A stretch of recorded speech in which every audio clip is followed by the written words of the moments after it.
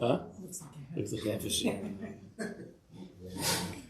It's either simpler or more complicated.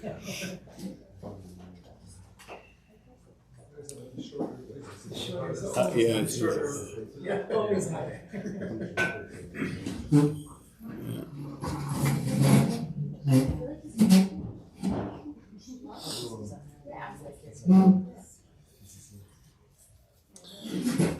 Okay.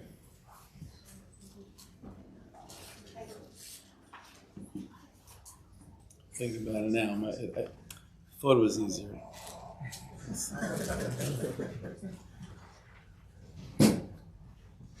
All right.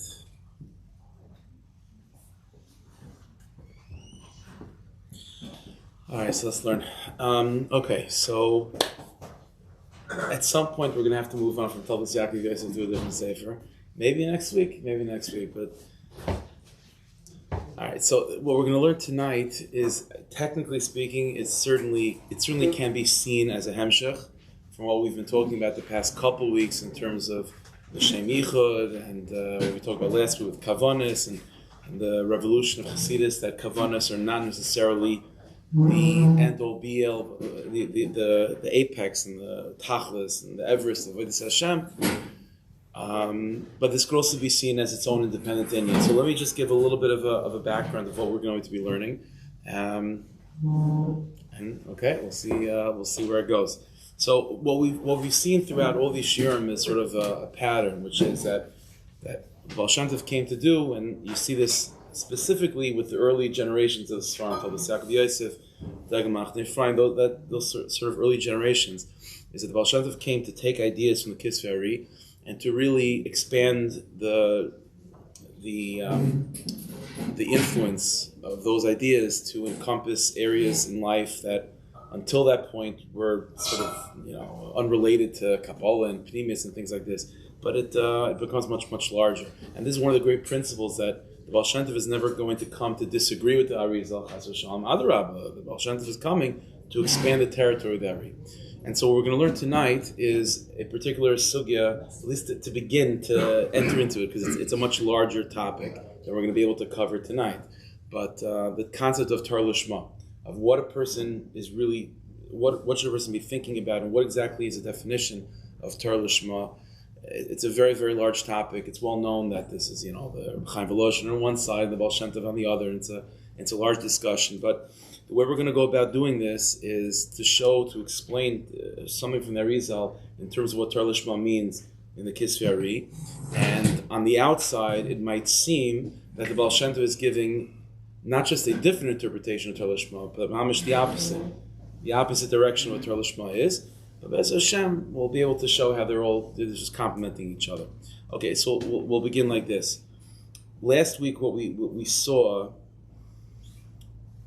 in terms of kavanas and davening is that the Baal Shem Tov came to reveal that the place that you're really trying to get to in terms of davening is not necessarily the ruchnius, the elokus, the divinity that can be contained in the words of davening, which in its most sophisticated form are the kavanas of the Arizal.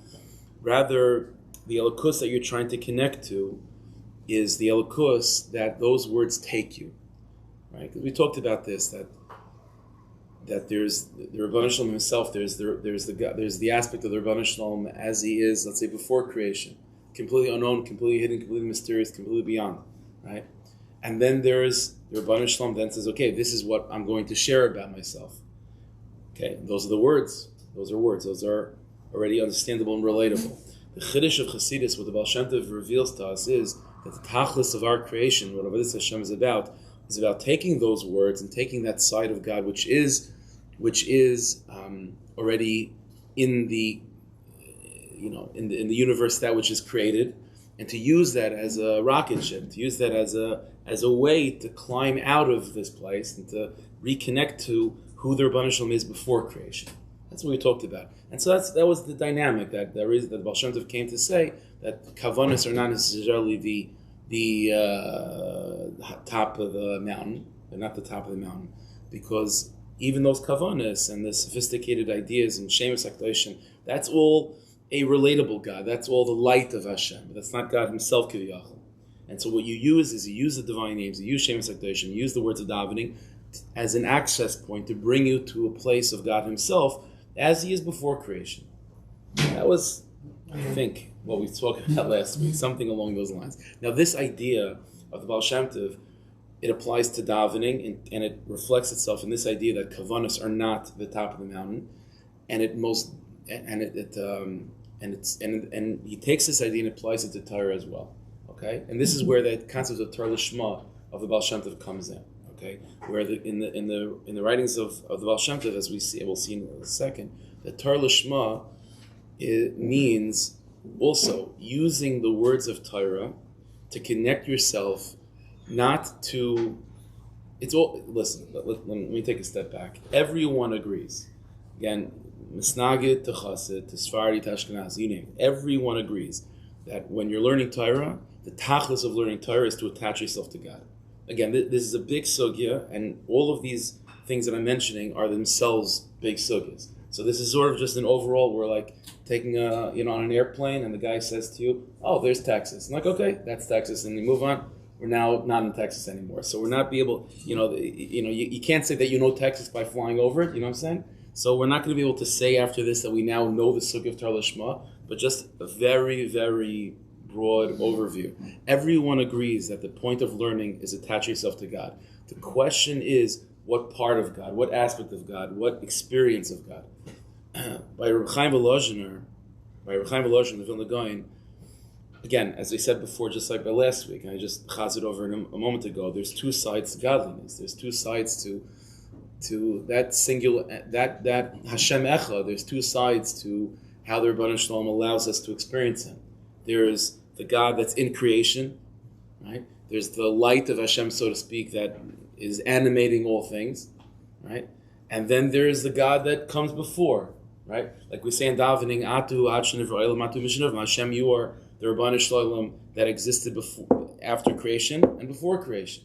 Not chas from those two gods. That's obviously not the point. But just like within a person, there's a side of who you are that's private, and there's a side of who you are that you're willing to share with other people. And that part of you that you're willing to share with other people, that person that you're willing to share that with, can either stop there and know you as you are allowing them to know you, or that person can use the relationship you have with them as a means towards a deeper end to connect to who you are without having to say it. So it's the same thing with the Rebbeinu Shalom, Kiviyachal. There's the Rebbeinu Shalom, there's the light of Hashem, there's sort of what God does and what God feels, and the experience of being in His presence in creation. And that means elukus, that's described by the Mekubalim as godliness that's in the words, that fits in the words. It's manageable, it's relatable. And then there's the godliness that precedes the words. And the way to access that is through the words.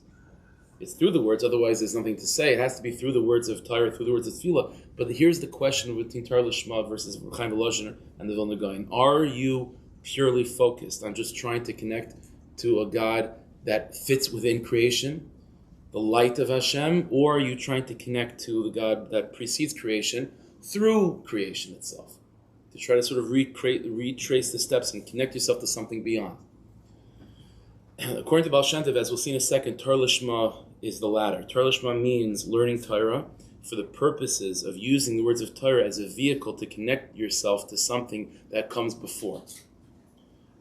Okay, now this will become a little bit more clear, and you'll see the chiddush of this, mamish, the chiddush of this in a second. So take a look at, but that's all just introduction. Now you can put that in the back of your head, or if it was never in your head, leave it outside your head. So Maramukah number 1, okay?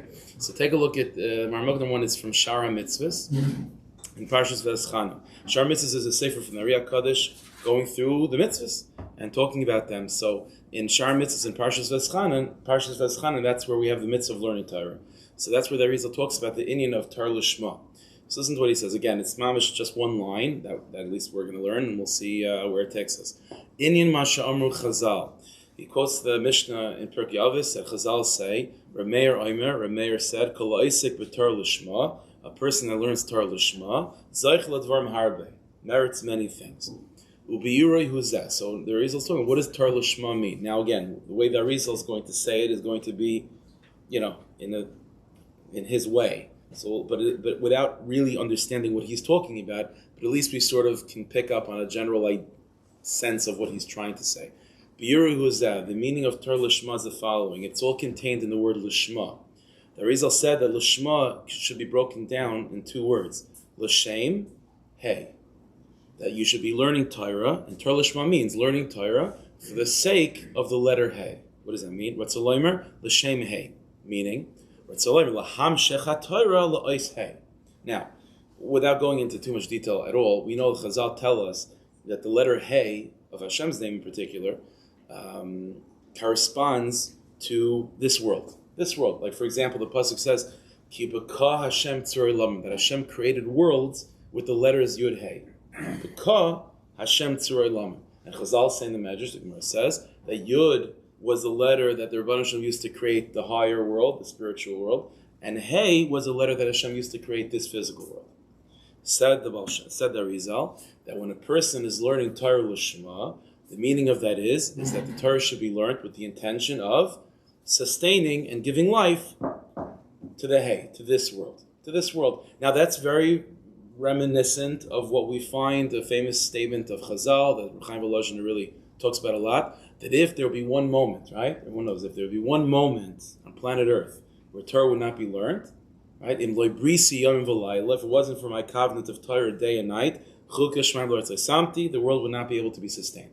Torah is the way through which the Rabbanu Shalom, how do we motivate K'viyachol? How do we consistently bring energy from the Rabbanu Shalom into this world? The moment of creation happened because Hashem wanted to, right? No one else was there to motivate it. But ever since that initial moment of creation, the Rabbanu Shalom says, now you make me continue sustaining the world. Do something to keep the world going. And what is the most basic thing we have to do? Is learning Torah. So that's what it means, Torah Lishma. Again, it's complicated with Kavanis, but the Rizal is saying that Torah Lishma means the purpose of Torah, what Torah does, is to sustain the world, to keep this physical world going, L'shem Hey. All right, here's the problem. Everything, as I said in the beginning, the Baal Shem Tov never comes Chas v'Shalom to disagree with the Rizal or to change things from the Rizal. It's expanding the territory of the Rizal. And so here's the problem. In the way that Rizal describes it, again, without even understanding it too much or going into details, the direction that Torah seems to be going in, and the learner of Torah should be focused on in terms of the Rizal is above to below, right? In other words, you're trying to draw energy and life-sustaining light down into this world. That's the flow. L'shem Hey. That you're moving from Yud down to Hey. That's the idea. That's what Torah Lishma is. The problem is that in the Baal Shem Tov, as we're going to see in a moment, in Torah Lishma, the direction that one is trying to go by learning Torah Lishma by the Baal Shem Tov seems to be the opposite direction. Instead of trying to use Torah as a way to continue sustaining physical life, Torah Lishma by the Baal Shem Tov is that I'm taking the words of Torah and I'm using that as a way to get out of this world. I'm trying to go the opposite. I'm trying to get out of this place, to reconnect to what was before creation. It seems to be going in the opposite direction. That's the problem. Take a look at Maramoka number 2. Toldos Yaakov Yosef in Parshas Vayetze. Shekibalti mimayri. Said the Toldos Yaakov Yosef, I received from my master, the Baal Shem.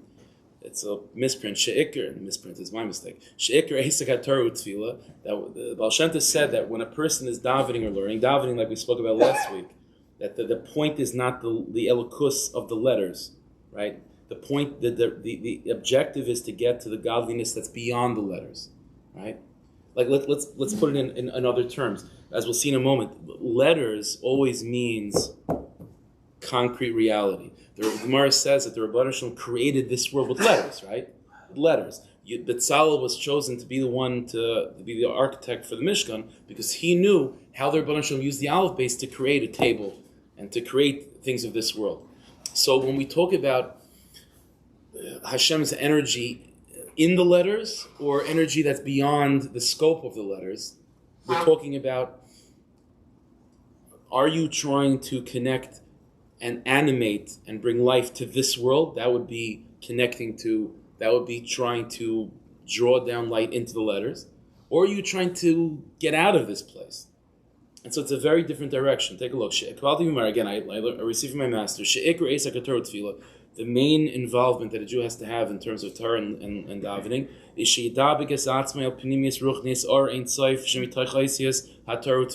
the idea is to engage in the letters of Torah, understand the concepts, connect yourself to the words, daven the right words in the right way, but for the purposes of connecting yourself to the infinite light of God that somehow that you can find using those letters.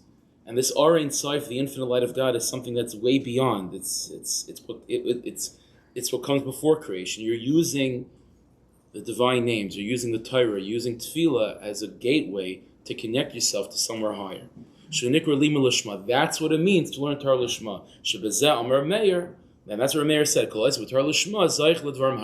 learns Torah Lishma, you're zeichet to many things.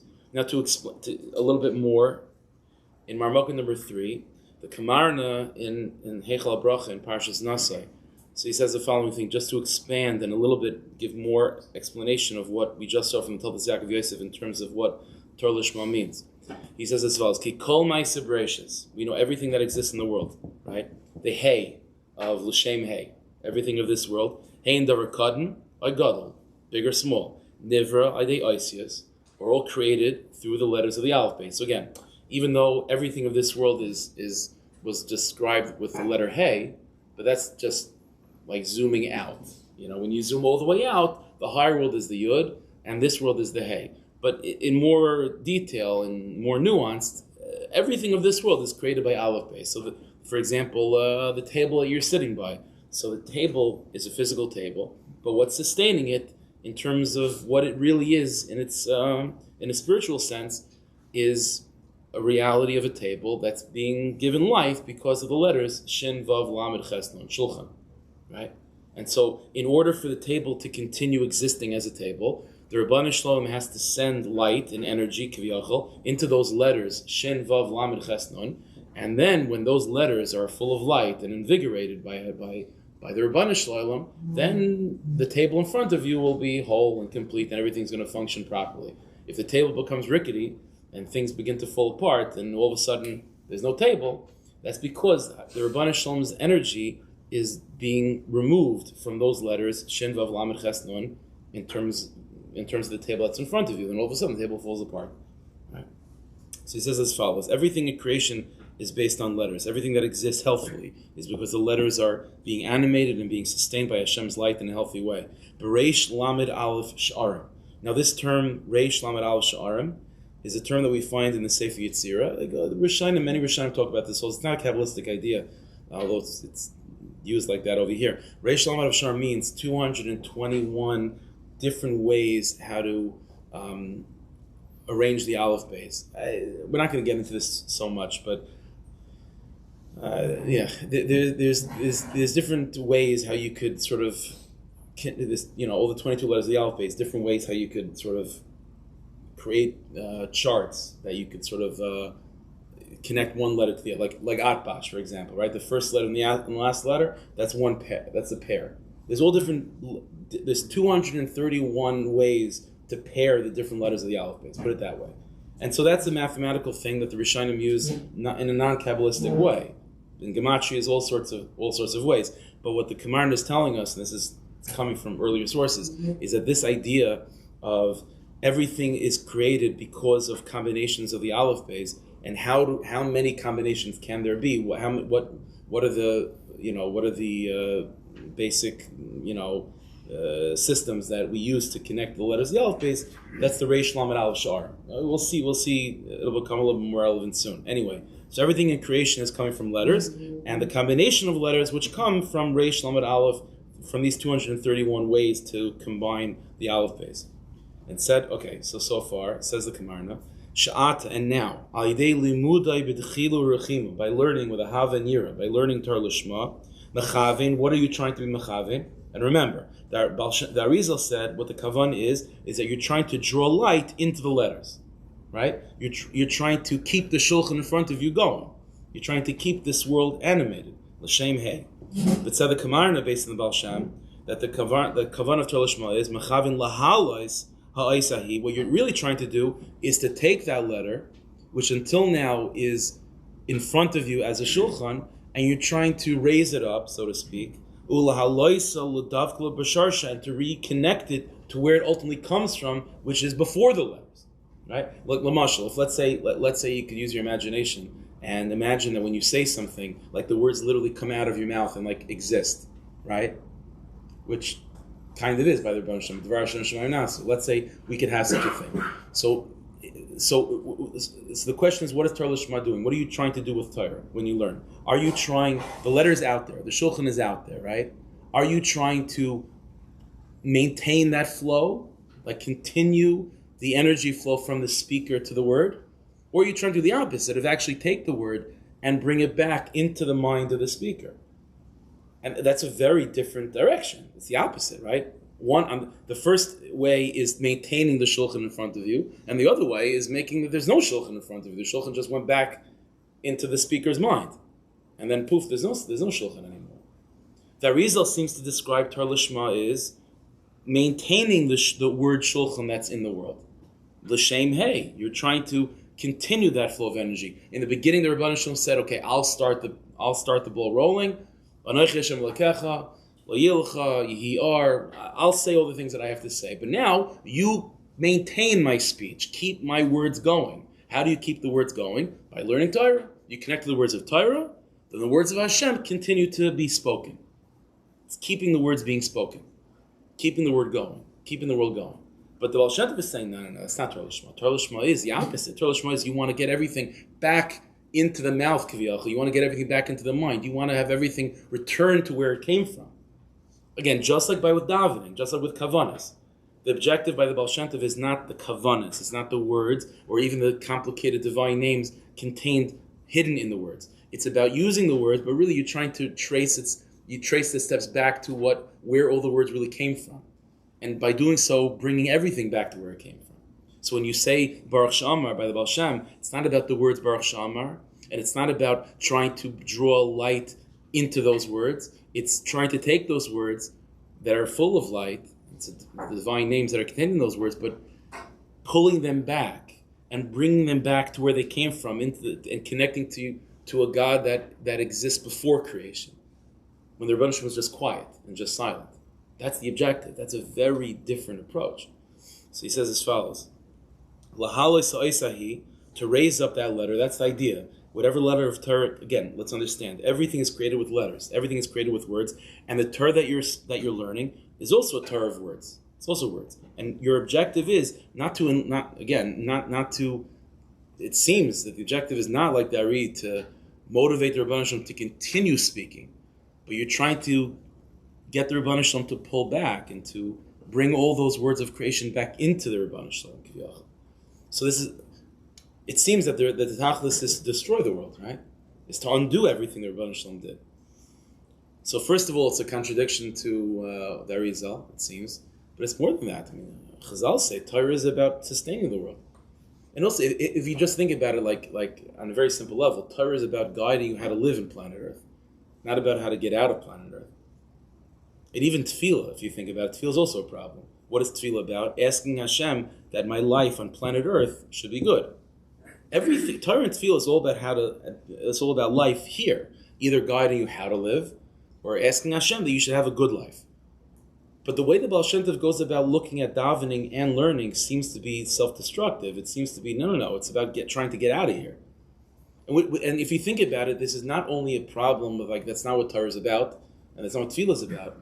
It seems to be going against everything that we know about the fundamentals of Chassidus, which is that the Rebbeinu Shalom is everywhere, and you could serve the Rebbeinu Shalom in all things, and you should be happy in simcha. This seems to be very suicidal. It seems to be very, this place is terrible, we want to get out of here. So this idea of Torah Lishma and what davening looks like, losing yourself and going back to what was before creation, seems to be running against what the general, sort of atmosphere of Chassidus is about. All right? So you follow the problem? Yeah? Okay. So again, he says as follows, just finish the piece. V'umalakol madrega, said the Kamarna, and what you're doing is raising all the madrigas of creation, v'chol nivroim, and all creation, min tav ad aleph. Everything, so sort of, things are moving from an aleph till tav, more and more alive, more and more complicated, more and more this world, and you're trying to bring it all the way back. So that's the question. Again, number one, it seems to be going the opposite direction of the Arizal. Number two, it's not really what Torah is about or what Tefillah is about. And three, it doesn't seem to fit in what Chassidus is really about, which is living with Hashem, with Simcha and even Pashut Yidden and Tmimis and Pshitas. This is not this. This seems to be that you want to get out of this place. So how do we put this? How do we put this in a broader perspective? Okay. All right. So take a look at Marmuk number 4. In order to unravel this, we're going to learn a piece from the Degel Machne Ephraim. Degel Machne Ephraim was also one of the earlier Chassidish Sfarim written by the Baal Shem Tov's grandson. So there's a piece in Degel Machne Ephraim we're going to see in a second where it's an amazing thing. He says the Torah, and afterwards he says, and to me, what I just said encapsulates Kol Torah Kula. Kol Torah Kula is in this idea. All right, so let's see. Marmuk number 4. There's a Gemara in Shabbos on Daf Lamed Aleph and Beis. The Gemara says like this: Amrei Shlakish. It's a well-known Gemara. The Gemara says, Rish Lakish said, "Ma'idich Siv." What's the meaning of the pasuk? It says it's a hard pasuk to translate, so we're not going to. So the pasuk goes through all these different words, different statements. Amunas, itecha, chaysin, Yeshuas, chachmas, v'das. 6 words. And the Gemara breaks it down. We're not going to go to each one why, but each one of these words is a remez to one of the Shisha Sidrei Mishnah. Right? So it says, Amunas, Zeseder Zrayim, itecha, Zeseder Mayid, chaysin, Zeseder Nashim, Yeshuas, Zeseder Nezikin, Chachmas, Zeseder Kodshim, v'das, Zeseder Taharos. Okay, so that's the pasuk. So the pasuk just hints to all Shisha Sidrei Mishnah. Now, the next words of the pasuk are, and Yiras Hashem hi aitzara. And so it just went through all of Torah, basically, Shisha Sidrei Mishnah, and the pasuk ends off, and Yiras Hashem, fearing Hashem, an awareness of Hashem, is the great treasure. Says the Gemara, said Rish Lakish, Afilu hachi, even when you have Shisha Sidrei Mishnah, you can be the big Talmud Chacham in the world, right? But Yiras Hashem hi aitzara. If you have Yiras Hashem, that's the great treasure, and then it's Kedai, all the learning. Eloi, but if you don't have Yiras Hashem, then loy. Then the whole learning is not kedai. Mashal, says the Gemara, a mashal to this. Mashal la'adam she'amar l'shluchai can be compared to a person that asks a messenger to do him the following taiva. Heli kurchitem laliyah. Let's say he's a farmer, and he says to his assistant, go out to the field and gather for me a particular measurement of wheat, and bring it up to the attic. Fine, the halilai. So that's the worker does. Amrlei, and afterwards the farmer says to the worker, Yuravtuli behed kav chumtin, did you put a particular measure, much smaller amount, a small measure of what's the word? No. It keeps it from spoiling. Preservative. There you go. A small amount of preservative. Did you put that in? Sulfites. Okay, gets even better. Fine. Sisri Torah. Amrulay, so the person said back, Lav, I didn't do that. You asked me to bring the core of wheat. So I brought the wheat. I didn't put in the preservatives. Amrulay, so he says, Mutavam Layalesa. That's good. Not only is it a waste of time, it's even worse. If it was out in the field, it will be able to be sustained. Now that it's in a damp attic, it's gonna spoil and rotten very quickly. So says Rish Lakish, it's the same thing. The Rebbeinu Shalom says you should learn Torah, it's Gavaldik, Shisha Sidrei Mishnah, it's amazing things. But you got to have the preservatives. If you don't have the preservatives, which is called Yiras Hashem, then everything falls apart. Okay, that's the Gemara. So it's interesting. Reb Chaim Volozhiner, for example, famously uses this Gemara to show how the tachlis of learning is not dveikus, attaching yourself to some higher place. No. The tachlis of learning is to learn. Why? And the Yiras Hashem, the Hislavas, the Avodah, is the preservative, like in this mashal, right? In this mashal, what's the ikr? Is the ikr the preservative, or is the ikr is the chitim? The chitim is the ikr. So the information is being described as the chitim, and the Yiras Hashem, the dveikus and the slavas, is being described as the preservative. But the Baal Shem Tov, as we'll see in Degel Machne Ephraim, picks up on this. But he's bothered. But the truth is, he says, even though that's what the mashal seems to say, but how does that fit the pasuk? Because what do the pasuk say? You have all the shishis of the Mishnah, and Yiras Hashem Hilatzarei, and Yiras Hashem is the great treasure. So Yiras Hashem in the pasuk is being described as the great treasure, the treasure of all treasures. And the mashal the Gemara gives to explain that compares Yiras Hashem to the preservative, which is not the great treasure. So even the Gemara seems to be a little bit confusing. You're giving a mashal to describe Yiras Hashem, in the pasuk is described as the treasure, and the mashal you're giving describes it only as the preservative. So which one is it? I don't get it. All right, so take a look at Marmukah number 5. So far it's been easy. Marmukah number 5. Degamach Nefraim Parshas Veschana. Listen to this. Kikash HaKadosh Baruch Hu bara es ha'olam. Said the Baal Shem to explain this Gemara. And it's interesting. The Degamach Nefraim quotes this Baal Shem on this Gemara to explain this Gemara, and he doesn't really go back to explain it. He sort of leaves it open. So we're going to do the best we can. Kikash Baruch Hu bara es ha'olam. When the Rebbeinu Shalom made the world, lo hayeh yachal olam liyos kayim. The world was not able to be sustained. The world was shaking. The world was shaking, right? The Gemara says, it says in pasuk, "Vayer v'aybeku yom hashishi," right? So it's yom hashishi. Why the extra hay?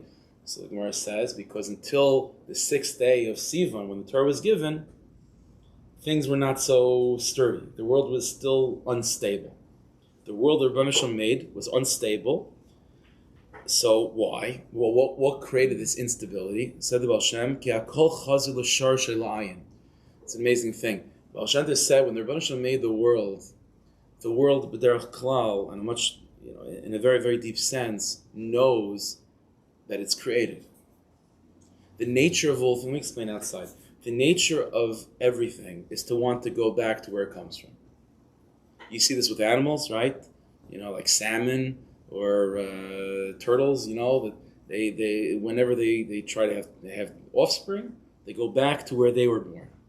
The nature of everything is to try to return to where it comes from. The Gemara says that the first thing the Rebbeinu Shalom did when he created the world, the first thing he created even before the world is tshuva. Tshuva kadma l'olam. So everyone asks, what do you mean tshuva comes before creation? Tshuva is the backup plan. How can you have a plan B before plan A? Tshuva means this idea, this quality of everything wanting to return to where it comes from. It's inborn in creation. So here's the problem.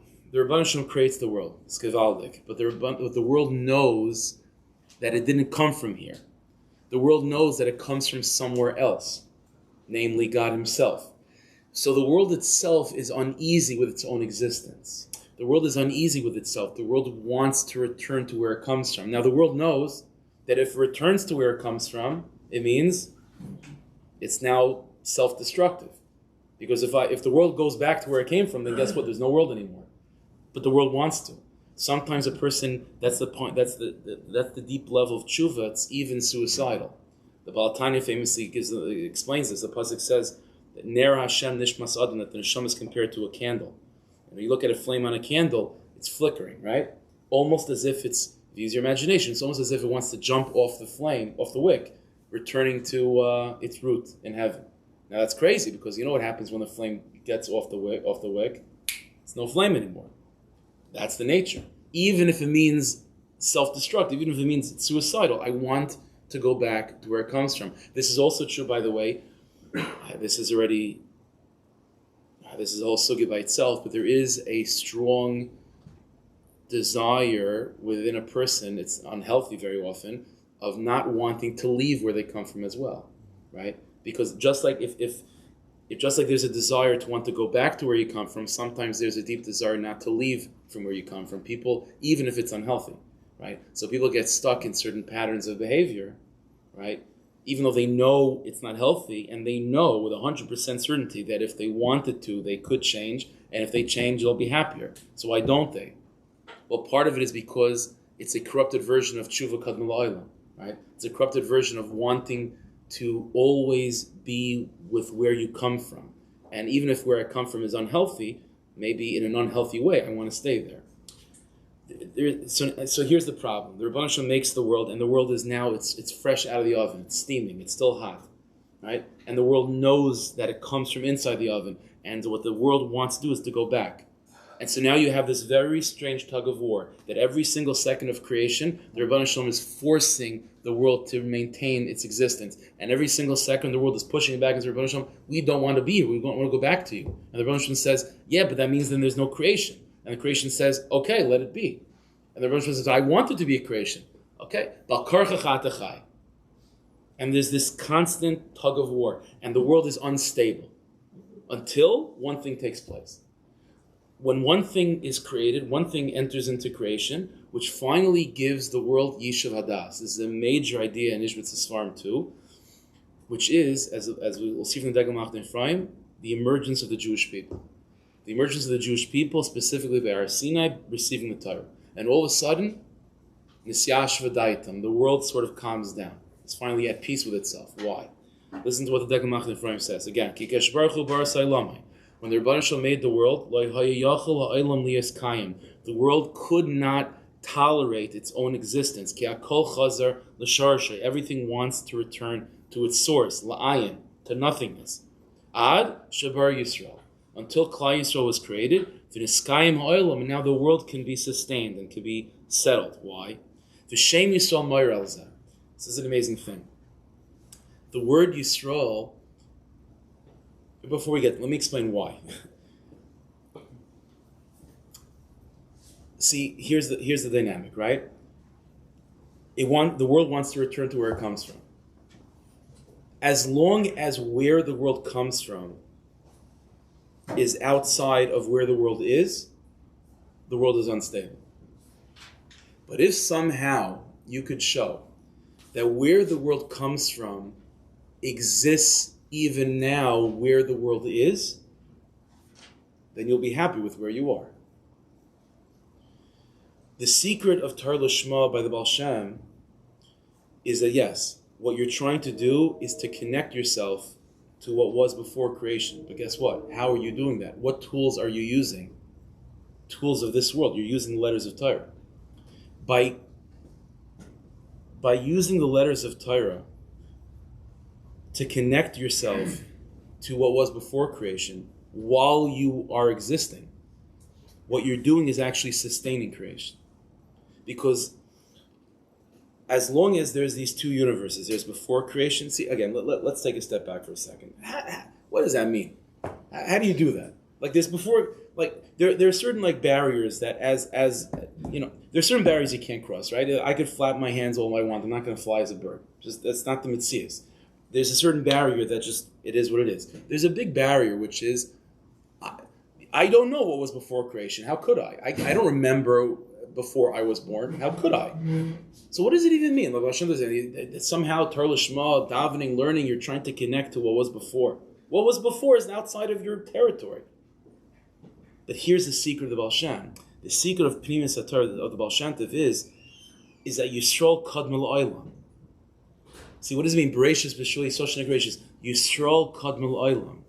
Which means that even before there was a creation, there was an initial thought. There was something that existed before any of the letters came to be. Before the Rebbeinu Shalom said anything, there was that initial thought of the Rebbeinu Shalom. And what was that first primordial thought? The first primordial thought that God had was about the Jewish people. Which means that although you, as a human being, exist in a post-creation world, and the farthest thing you could possibly remember is from after creation, but the Baal Shem Tov came to reveal that the very root of Nishma, in its root, not in how the Neshama first comes to sort of know itself, but in its very, very root, in its deepest root, the Neshama of a Jew actually comes before creation. Bereshis, B'shul Yisrael Shenik Bereshis. The world was created because the Rebbeinu Shalom wanted to have a world for the Jewish people, which means the Jewish people come first. And the same thing, and therefore, the Baal Shem Tov, what the Baal Shem Tov is doing, and again, this is and it's very heart of what Chassidus is, the Baal Shem Tov is revealing to us, the Baal Shem Tov, because of his existence in the world, the Baal Shem Tov gives us the ability not just to tap into the neshama that we have.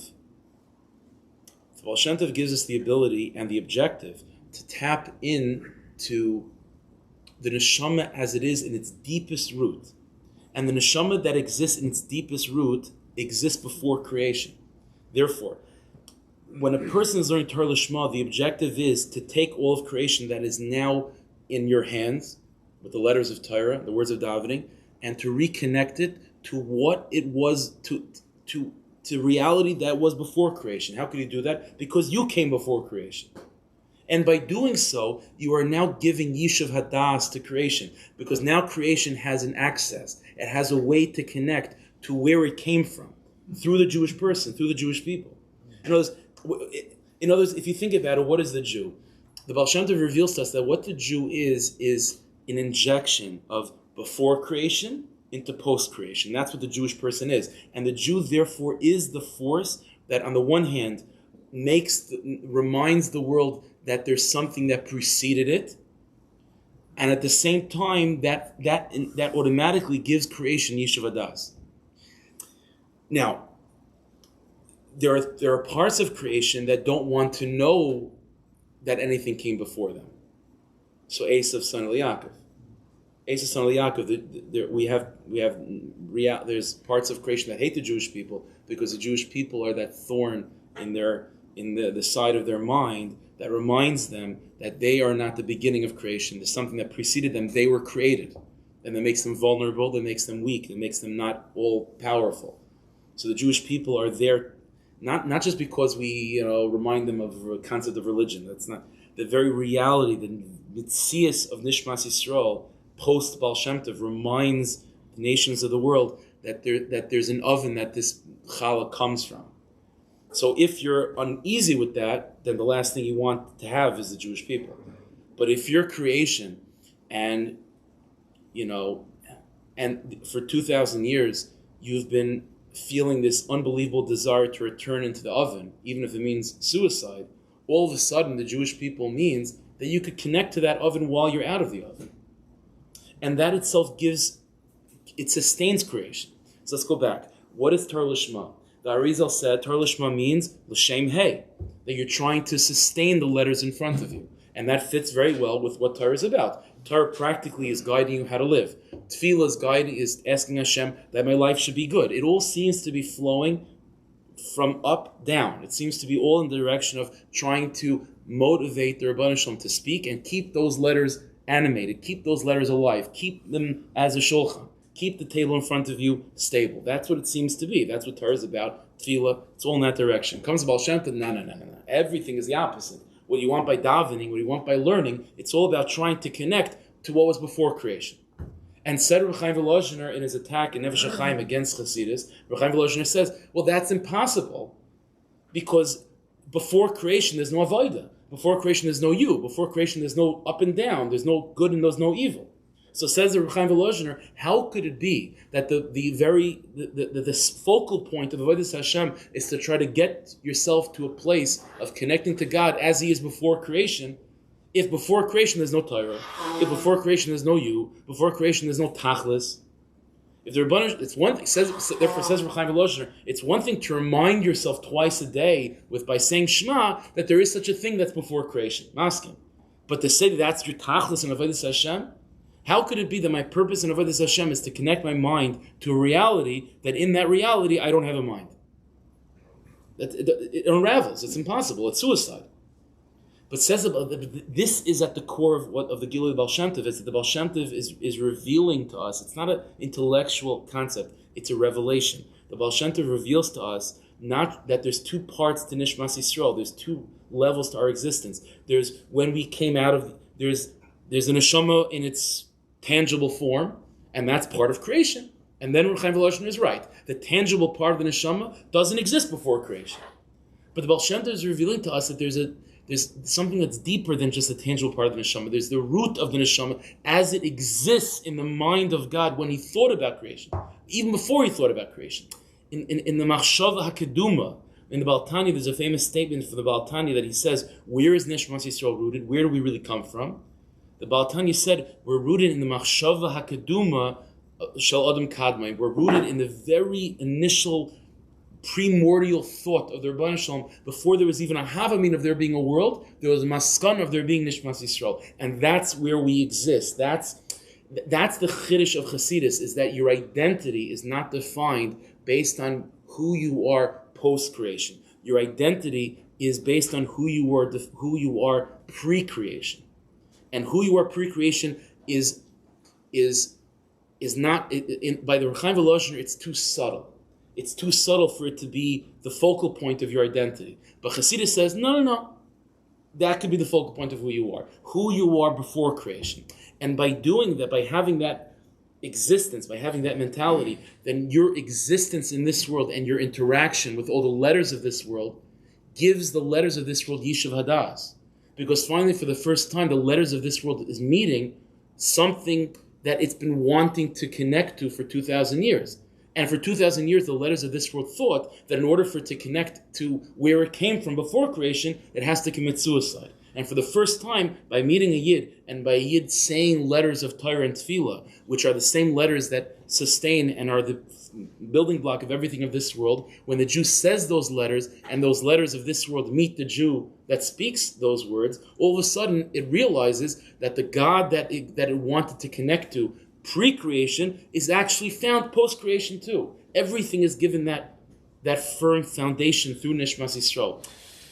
This is all hinted to in the word Yisrael. This is what we're going to see from the Degel Machne Ephraim. The word Yisrael is a combination of Reish Lamed Aleph. Remember, Reish Lamed Aleph, that was the 231 ways of connecting and different systems of connecting the Aleph base. Reish Lamed Aleph, Yesh. Right? That's the word Yisrael. Right? Yud, Sin, Reish, Aleph, Lamed is Reish Lamed Aleph with the word Yesh, which means the Reish Lamed Aleph are the letters of the Aleph base, and the nature of the Aleph base until Nishmas Yisrael comes to the world in the way of the Baal Shem is what? Is everything just wants to escape reality. And comes Yisrael, which is Reish Lamed Aleph, and gives the Reish Lamed Aleph Yesh. It gives a sense of existence. It doesn't have to return to ayin to exist. Everything it's been looking for is right in front of its face. The God of pre-creation is found in post-creation. Why? How is that possible? Because you exist pre-creation too. You exist in the mind of Rebbeinu Shalom, and your identity as you exist in the very root of your neshama is strong enough to be the centerpiece of your consciousness. That's the chiddush of the Baal Shem.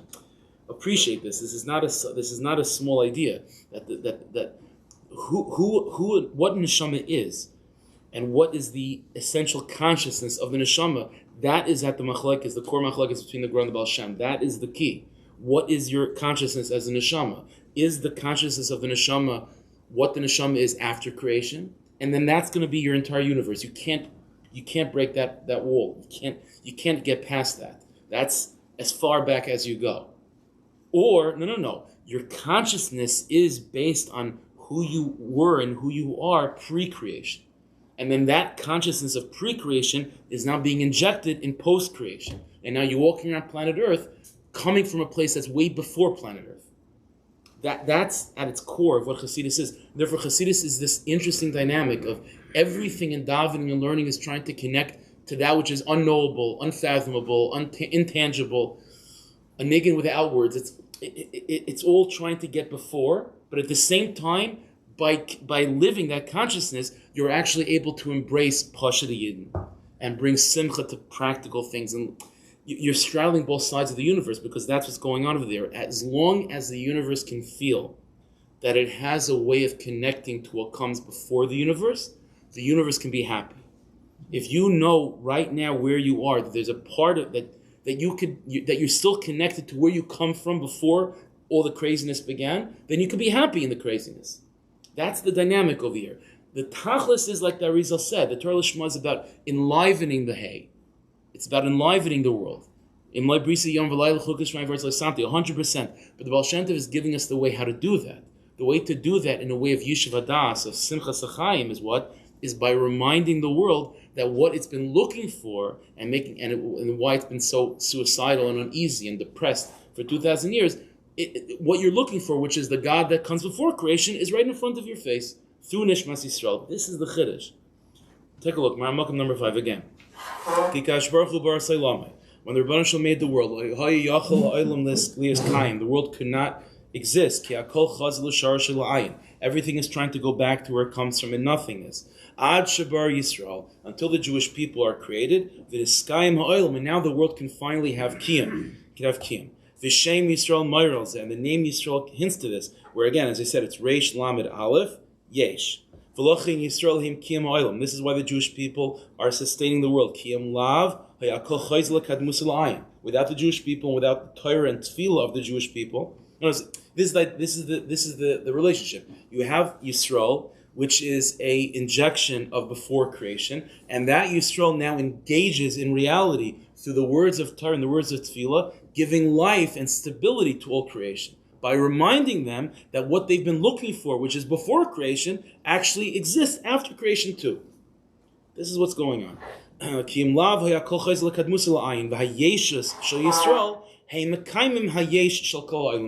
somethingness of Nishmas Yisrael, right? The absolute somethingness. See, that again, that's the thing. If something exists only after creation, then you can't say it's something. You can't say it's something because ultimately it's dependent on what was before creation, right? If it was created, then it doesn't always exist and doesn't have its own stability. So it's not something. Only Yisrael is something because Yisrael means an injection of what was before creation. It's as close to the Yesh Amiti, to a true something as possible. And by everything connecting itself to Nishmas Yisrael, you're injecting that somethingness into all things, giving it actual confidence and stability. The Davka Kishish, and then this is why, said the Dagamach Nefram, this is why Gaiva is such a dangerous thing. Because from this perspective, the goal of Nishmas Yisrael is to have this very interesting balance of injecting the world with enough sense of existence to maintain its existence, but you don't want to give the world such a sense of existence that it doesn't remember anymore that it was created, right? Because you want to be able to straddle this fence of, on the one hand, you want the world to want to connect to God, but not to a point of desperation and suicidal tendencies, right? So you want to be able to give the world a sense of it exists, it has kiyum, but not so much that it forgets to yearn and to want anything. So the way the way to do that is to be reflective within yourself, that you have enough, you take care of yourself enough. You have enough gashmias, enough pleasures of this world to maintain your existence, but don't overdo it, right? So you understand, if a Jew overdoes his own sense of yesh, right, whether it be with gaiva, God forbid, or with pleasures of this world, then it's not just your own personal issue.